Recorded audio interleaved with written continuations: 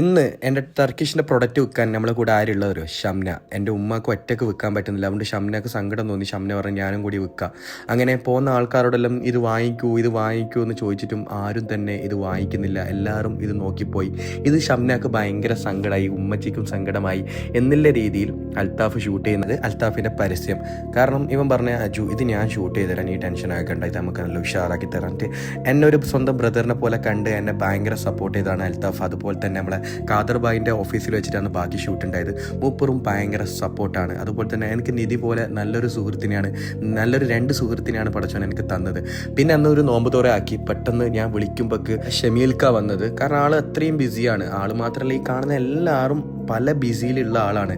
ഞാൻ night plan ആക്കുന്നു, രാവിലെ വിളിക്കുന്നു, എല്ലാവരും വൈകുന്നേരം ആകുമ്പോഴേക്ക് വരുന്നു. എല്ലാവരും അവരെ വിലപ്പെട്ട സമയത്ത് വന്നു എൻ്റെ ഒരു കോളിൽ. കാരണം അതിൽ ഭയങ്കര സന്തോഷമാണ്. ആ ഒരു കാര്യത്തിൽ ഞാൻ ഭയങ്കര റിച്ചാണ്, ഞാൻ ഭയങ്കര പൈസക്കാരനാണെന്ന് പറയുന്ന പോലെയാണ്. കാരണം ഈ നോമ്പ് തുറക്ക് എൻ്റെ ഒരു വീട്ടിൽ ചെറിയൊരു പരിപാടി വെക്കുമ്പം ഇവർ ഇതിനെയും കാട്ടി വലിയ നോമ്പ് തുറ, ഇതിനെയും കാട്ടി വലിയ പരിപാടി വന്നിട്ട് അതിനെല്ലാം കൂടാണ്ട് എൻ്റെ പരിപാടിക്ക് കൂടണമെങ്കിൽ എന്നോടുള്ള സ്നേഹമാണ്. ഖാദർ ഭായി നോക്കി കുക്കിംഗ് പോലും ചെയ്യാത്ത ഖാദർ ഭായി, കുക്കിംഗ് വീഡിയോ പോലും ചെയ്യാത്ത ഖാദർ ഭായി എനിക്ക് വേണ്ടി കുക്ക് ചെയ്ത് എൻ്റെ ഈ ബിസിനസ്സിന് വേണ്ടി സപ്പോർട്ട് ചെയ്യുന്നുണ്ടെങ്കിൽ അത് ഭയങ്കര ഹാപ്പിയാണ്. എല്ലാവരും വന്നിട്ടുണ്ടായിരുന്നു കേട്ടോ. എനിക്ക് ഭയങ്കര ഇഷ്ടപ്പെട്ട മാത്രമല്ല, ഈ ഒരു നോമ്പ് തുറൻ്റെ ഈ ആംബിയൻസ് ആക്കി തന്ന ഈ ഒരു ടീമിനെ സമ്മതിക്കണം.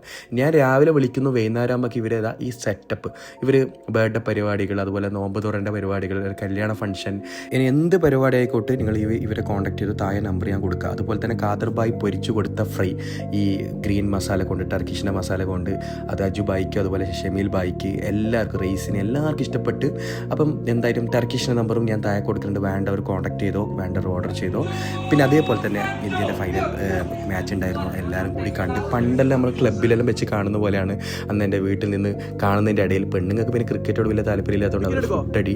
പിന്നെ വിചാരിച്ചു ക്രിക്കറ്റെല്ലാം കണ്ട്, അപ്പോൾ വിചാരിച്ചു ഒന്ന് ടർഫ് പോയിട്ട് ക്രിക്കറ്റ് കളിക്കാൻ. അങ്ങനെ ക്രിക്കറ്റെല്ലാം കഴിഞ്ഞ് ഞാൻ എന്താക്കി ഈ കുട്ടീൻ്റെ അടുത്ത് പോയിട്ട് കുറച്ച് ഫുട്ബോൾ കളിക്കാമെന്ന് വിചാരിച്ചു. ഇവനാണെങ്കിലും അടിപൊളി ഇവളാണെങ്കിലും അടിപൊളി ഫുട്ബോളെല്ലാം കളിക്കുന്നു. ലാസ്റ്റ് ഇവള് വീണു. അപ്പോൾ ഞാൻ പിന്നെ നിർത്തി. ഇതിൻ്റെ ഇടയിൽ ഇവിടെ കാര്യമായിട്ട് അന്താരാഷ്ട്ര എന്താ പറയുക ലുഡോ കളി.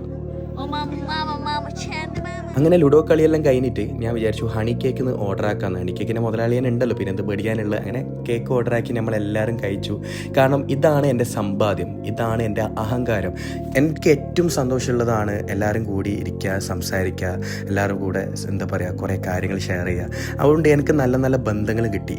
എൻ്റെ ഈ സമ്പാദ്യം എനിക്ക് ഭയങ്കര അഹങ്കാരമായിട്ട് മാറി. അപ്പോൾ ഇതുപോലത്തെ നല്ല നല്ല ബന്ധങ്ങളുണ്ടോ, ഒരു വിളിച്ചാൽ എന്നും വരുന്ന, അല്ലെങ്കിൽ ഒരു കുടുംബം പോലെ കാണുന്ന ബന്ധങ്ങളുണ്ടെങ്കിൽ കമൻറ്റ് ചെയ്യണേ.